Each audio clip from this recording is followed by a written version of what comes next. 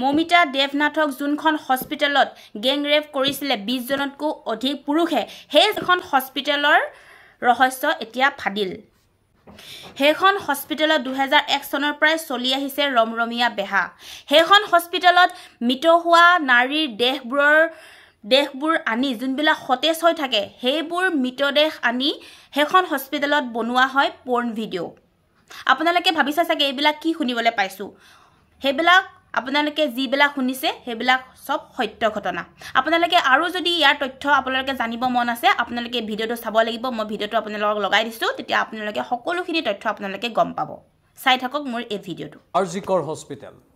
আৰজিকৰ হস্পিটেলৰ অকথিত আখ্যান আমি আজি আপোনাক ক'ব বিচাৰিছোঁ এগৰাকী ছাত্ৰীৰ মৃত্যু হৈ গ'ল জুনিয়ৰ চিকিৎসকৰ মৃত্যু হৈ গ'ল এই সমগ্ৰ ঘটনাত কি কথা থাকিব পাৰে তাৰেই কিছু আভাস দিব বিচাৰিছোঁ যিখিনি আমি তথ্যৰ আধাৰত বা বিশেষ সূত্ৰৰ পৰা পোৱা তথ্যৰ আধাৰত সেইখিনি আমি আপোনালোকক ক'ম বহুতে এই বিষয়টো উত্থাপন হৈছে আনকি ৰাষ্ট্ৰীয় পৰ্যায়তো এই বিষয়টোক লৈ তোলপাৰ লাগিছে এই আৰজিকৰ হস্পিটেলৰ ভিতৰচৰাত কি চলে সেই বিষয়টোক লৈ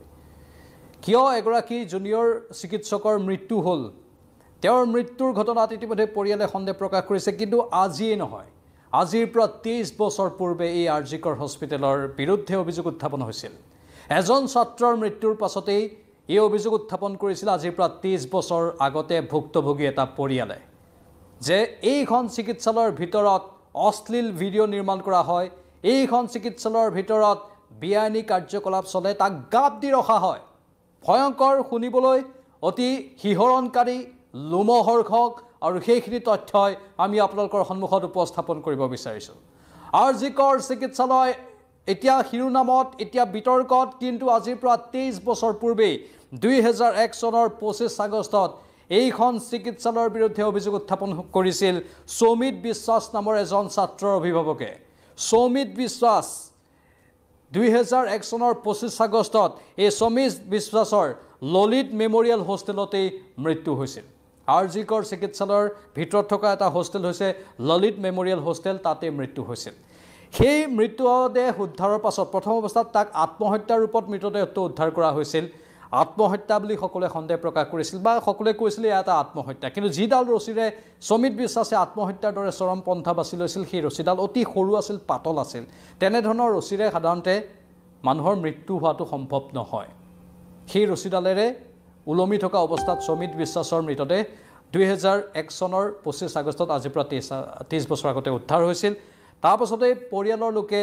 সমগ্ৰ বিষয়টোত সন্দেহ প্ৰকাশ কৰিলে আৰু তাৰ পাছতে তেওঁলোকে পৰিয়ালৰ লোকে অভিযোগ উত্থাপন কৰিলে যে এয়া আচলতে আত্মহত্যা নহয় এয়া এটা হত্যাকাণ্ড হিতল মস্তিষ্কৰে কৰা হত্যাকাণ্ড কাৰণ সমিত বিশ্বাসে ইতিমধ্যে সেই চিকিৎসা মহাবিদ্যালয়খনত কি চলে তাৰে আভাস পৰিয়ালৰ লোকক দি থৈছিল মাতৃ পিতৃক কৈছিল যে ইয়াত অনৈতিক কাম কাজ চলে ইয়াত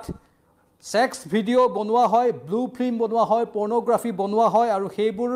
বনাই তাৰ বেপাৰ কৰা হয় সেইবোৰ বিক্ৰী কৰা হয় ভিডিঅ'ৰ ৰূপত সেই কথাটো পৰিয়ালৰ লোকে গম পাইছিল সেয়েহে তেওঁলোকে পোনপটীয়াকৈ এই ঘটনাক হত্যাকাণ্ড বুলি অভিহিত কৰিছিল আৰু তেওঁলোকে কৈছিল যে তেওঁলোকৰ সন্তানে কেতিয়াও আত্মহত্যা কৰিব নোৱাৰে 23 বছৰ আগতে কলকাতা হাইকোৰ্টৰ কাষ চাপিছিল কলকাতা হাইকোৰ্টে তাৰ পাছত CIDক এই গোচৰটো হস্তান্তৰ কৰিছিল কিন্তু দুৰ্ভাগ্যৰ বিষয় যে এই চিকিৎসালয়খনৰ সকলো বিষয় সকলো বিশেষ যিবোৰ কথা আছে তাত ৰাজনৈতিক হাতুৰা পৰিছিল এতিয়াও আছিল ৰাজনৈতিক হাতুৰা এতিয়া তৃণমূল কংগ্ৰেছৰ ছাত্ৰ সংগঠনৰ তাত দপদপনি আছে এটা সময়ত ইয়াত বাওপন্থী ৰাজনৈতিক দলৰ ছাত্ৰ সংগঠনৰ দপদপনি আছিল তেতিয়া হয়তো ষ্টুডেণ্ট ফেডাৰেশ্যন অফ ইণ্ডিয়া বা কোনোবা তেনেকুৱা ধৰণৰ বাওপন্থী ছাত্ৰ সংগঠনৰ দপদপনি আছে কিন্তু CIDয়ে তদন্ত প্ৰক্ৰিয়া কলকাতা হাইকোৰ্টৰ যি ৰায় সেই ৰায়ৰ ভিত্তিত তদন্ত প্ৰক্ৰিয়া চলাইছিল যদিও তদন্তত অগ্ৰগতি লাভ কৰা নাছিল মাত্ৰ এগৰাকী যুৱতীক গ্ৰেপ্তাৰ কৰিছিল কিন্তু যেহেতু ছাত্ৰ সংগঠন অথবা চিকিৎসকসকলৰ এটা নিজস্ব তেওঁলোকৰ ইউনিয়ন থাকে তেওঁলোকে কোনো কথাই লিক হ'ব নিদিয়ে সেয়ে CID কোনো ধৰণৰ সহযোগিতা নকৰিলে CIDয়ে সেই কথা আনকি কলকাতা হাইকোৰ্টৰ সন্মুখতো উপস্থাপন কৰিছিল যে আমাক সহযোগ কৰা নাই তাৰ পৰিণতিত কি হ'ল এগৰাকী যুৱতীক কৰায়ত্ব কৰিয়ে সেই গোটেই কেছটোক তাতে সীমাবদ্ধ কৰি থৈ দিয়া হ'ল তাৰ পাছত কেছটো নাবাঢ়িল এতিয়া শেহতীয়াকৈ এই কথাটো কিয় উত্থাপন হৈছে কাৰণ আমি জানো যে কলকাতাৰ এই আৰজিকৰ হস্পিটেলৰ পৰা মাত্ৰ 15 মিনিট দূৰত্বত অৱস্থিত সোনাগাছি হৈছে কলকাতাৰ সবাতোকৈ ডাঙৰ ৰেড লাইট এৰিয়া সোনাগাছি মোৰ যদি উচ্চাৰণটো ভুল হোৱা নাই সোনাগাছি হ'ব লাগে সোনাগাছি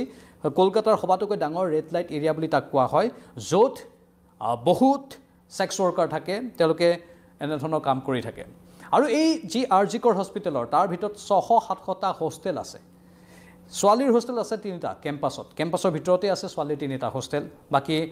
ক্ষমা কৰিব 600-700টা হোষ্টেল নাই হোষ্টেল বহুকেইটা আছে 600-700 গৰাকী তাত ছাত্ৰ থাকে জুনিয়ৰ চিকিৎসক থাকে ছাত্ৰ থাকে আনকি চিকিৎসকৰ বাবে কোৱাৰ্টাৰৰ ব্যৱস্থা আছে 600-700 ডক্টৰ তাত থাকে আৰু যি ছোৱালীৰ 3টা হোষ্টেল আছে সেই 3টা হোষ্টেলৰ প্ৰায় 300 গৰাকী ছোৱালী থাকে 600-700 ডক্টৰ থকা এই আৰজিকৰ হোষ্টেলৰ সংখ্যাও বেছি আৰু তাৰে এটা অন্যতম হোষ্টেল হৈছে ললিত মেমৰিয়েল হোষ্টেল সেই ললিত মেমৰিয়েল হোষ্টেলৰ নামটো আকৌ এবাৰ প্ৰসংগত আহিছে যে সঁচাকৈ আৰজিকৰ হস্পিটেলত এই ছেক্স ৰেকেটৰ কাৰবাৰটো চলে নেকি কাৰণ সমিত বিশ্বাসে সেই সময়তে কৈ গৈছিল যে তাত ছেক্সৰ কাম চলে ছেক্সৰ ভিডিঅ' বনোৱা কাম হয় তাত হোষ্টেলত ছেক্সৰ ভিডিঅ' বনাই ব্লু ফিল্ম বনাই পৰ্নোগ্ৰাফি বনাই সেইবোৰ বনাই বাহিৰত বিক্ৰী কৰে আনকি সেইবোৰ বনাবলৈ একাংশ ছাত্ৰীৰ ফটো ব্যৱহাৰ কৰি দিয়ে ছাত্ৰীসকলে পোনপটীয়াকৈ তাত জড়িত নহয় কিন্তু এই যিটো সোনাগাছি অঞ্চলটোৰ নাম ক'লো 15 মিনিট দূৰত্বত অৱস্থিত তাৰ পৰা যে শনিবাৰ দেওবাৰ বা কামৰ লোড কম থকা দিনত সোনাগাছিৰ পৰা ছেক্স ৱৰ্কাৰ তালৈ আনে আৰু তেওঁলোকক সেইবোৰ কাম কৰাই তেওঁলোকৰ ভিডিঅ' বনায় আৰু তাৰপাছত সেই মুখমণ্ডল ক্ৰপ কৰি ছাত্ৰীৰ মুখমণ্ডল লগাই দিয়ে বা বি গ্ৰেড চিনেমাৰ কোনোবা এক্ট্ৰেছৰ মুখমণ্ডল তাত সংলগ্ন কৰি দিয়ে এনেধৰণৰ কামবোৰ চলি আছিল এতিয়া শেহতীয়াকৈ যিটো ললিত মেমৰিয়েল হোষ্টেলৰ পাছত CIDয়ে অভিযান চলাওঁতে কিছুমান সামগ্ৰী উদ্ধাৰ কৰা হৈছিল সেই সামগ্ৰীবোৰৰ কিছু বিৱৰণী দিব বিচাৰিছোঁ ফাৰ্ষ্ট ফ্ল'ৰৰ ৰুম নম্বৰ 15 তাত শ্বুটিঙৰ সামগ্ৰী উদ্ধাৰ হৈছিল ট্ৰাইপড উদ্ধাৰ হৈছিল ৰিফ্লেক্টৰ উদ্ধাৰ হৈছিল ৰিফ্লেক্টৰ আপোনালোকে জানে চিনেমা নিৰ্মাণ কৰোঁতে ৰিফ্লেক্টৰ ব্যৱহাৰ কৰে যাতে লাইটৰ পোহৰটো সঠিক জেগাত পৰে আৰু যাতে যদি ক'ৰবাত বেছি লাইট আছে সেই লাইটটোক যাতে কাটিব পৰা যায় ৰিফ্লেক্টৰ কিন্তু আজিকালিৰ দিনত বাৰু ট্ৰাইপড ব্যৱহাৰ কৰে বহুতে ৰিল বনায় শ্বৰ্টছ ভিডিঅ' বনায় ফেচবুকত বা ইনষ্টাগ্ৰামত অথবা ইউটিউবত কিন্তু 2001 চনত তেতিয়াতো এই শ্বৰ্টছ ভিডিঅ' বা ৰিলছৰ ইমান ডিমাণ্ড নাছিল ইমান চাহিদা নাছিল তেতিয়াও সেই ৰুম নম্বৰ 15ত ট্ৰাইপড উদ্ধাৰ হৈছিল তাত ৰিফ্লেক্টৰ উদ্ধাৰ হৈছিল সেইবোৰ উদ্ধাৰ হোৱাটোৱে বিশেষকৈ তাৎপৰ্য বহন কৰে আনকি আন এটা সূত্ৰৰ পৰা পোৱা খবৰ অনুসৰি বিভিন্নজনে পাছত এই ঘটনাটো যেতিয়া সমিত বিশ্বাসৰ পৰিয়ালৰ লোকে অভিযোগ উত্থাপন কৰিলে কিন্তু তথ্য প্ৰমাণ নাছিল কাৰণ সকলোৱে সেই গোটেই কথাবোৰক লুকুৱাবলৈ চেষ্টা কৰিছিল তথ্য প্ৰমাণৰ অভাৱতেই এই কেছটো পাছত আগ নাবাঢ়িল কিন্তু CIDয়ে এই ট্ৰাইপড পাইছিল ৰিফ্লেক্টৰ পাইছিল ললিত মেমৰিয়েল হোষ্টেল আৰজি কৰ হস্পিটেলৰ ললিত মেমৰিয়েল হোষ্টেলৰ প্ৰথম মহলাৰ ৰুম নম্বৰ 15ত পাইছিল শ্বুটিঙৰ এইবোৰ সামগ্ৰী তাৰপাছত কথাটো ইমানতে লুকাই থাকিল কিন্তু তাৰপাছত বহুতে মুখ খুলি ক'লে অন কেমেৰা নক'লে বাৰু অফ কেমেৰা বহুতে ক'লে আজি আমাৰ সূত্ৰই যিখিনি তথ্য সংগ্ৰহ কৰিছে যিটো মৰ্চুৱাৰী আছে য'ত মৃতদেহবোৰ ৰখা হয় তাত মৃত্যু হোৱা সতেজ মৃতদেহ বিশেষকৈ মহিলাৰ সতেজ মৃতদেহ আনিও একাংশ ডক্টৰ একাংশ জুনিয়ৰ ডক্টৰে সেই ফিল্ম বনোৱাৰ কাম কৰিছিল যেতিয়া ছেক্স ৱৰ্কাৰ তেওঁলোকে নাপায় তেতিয়া মৃত্যু হোৱা সতেজ মৃতদেহ আনিও এই জঘন্য কাম কৰা বুলি অভিযোগ উত্থাপন কৰিছে শিহৰণকাৰী গাৰ নোম শিয়ৰি উঠা কথা এইবোৰ কথা শুনাৰ পাছত স্বাভাৱিকতেই বিবেকে বহুত প্ৰশ্ন উত্থাপন কৰাটো স্বাভাৱিক কিন্তু যিবোৰ কথা আহিছে সেইবোৰ একেবাৰে অসত্য নহয় একেবাৰে মিছা নহয় কাৰণ এই কথাবোৰ এতিয়া সৰব চৰ্চা হৈছে যিখন আৰজিকৰ হস্পিটেল তাত এইগৰাকী যুৱতী চিকিৎসকৰ মৃত্যু হ'ল তাতো এনেধৰণৰ কিবা কাৰণ আছে নেকি তাতো এনেধৰণৰ কিবা নেক্সাছ আছে নেকি সেই প্ৰশ্নবোৰ এতিয়া উত্থাপন হৈছে অতি গুৰুত্বপূৰ্ণ কথা সেয়েহে আমি পোনপটীয়া সম্প্ৰচাৰত এইখিনি তথ্য আপোনালোকৰ বাবে অনাটো প্ৰয়োজন বুলি ভাবিলোঁ ইতিমধ্যে যিহেতু যিগৰাকী ছাত্ৰীৰ জুনিয়ৰ ডক্টৰৰ মৃত্যু হ'ল অট'পচি কৰা হৈছে গেংৰেপ বুলি ইতিমধ্যে প্ৰমাণ হৈছে অট'পচিত ধৰা পৰিছে শেহতীয়াকৈ মৃত্যু হোৱা ছাত্ৰীগৰাকীৰ য'ত 100 মিলিগ্ৰাম বীৰ্যৰ কথা কোৱা হৈছে বা আন কেতবোৰ কথা কোৱা হৈছে যিবোৰ শুনিবলৈ বেয়া কিন্তু সেইবোৰ বাস্তৱ সত্য ইতিমধ্যে অট'পচি ৰিপৰ্ট অহাৰ পাছত পিতৃয়ে যি অভিযোগ উত্থাপন কৰিছে যে গেংৰেপ সেই গেংৰেপটো এক প্ৰকাৰ সত্য প্ৰমাণিত হৈছে ইয়ে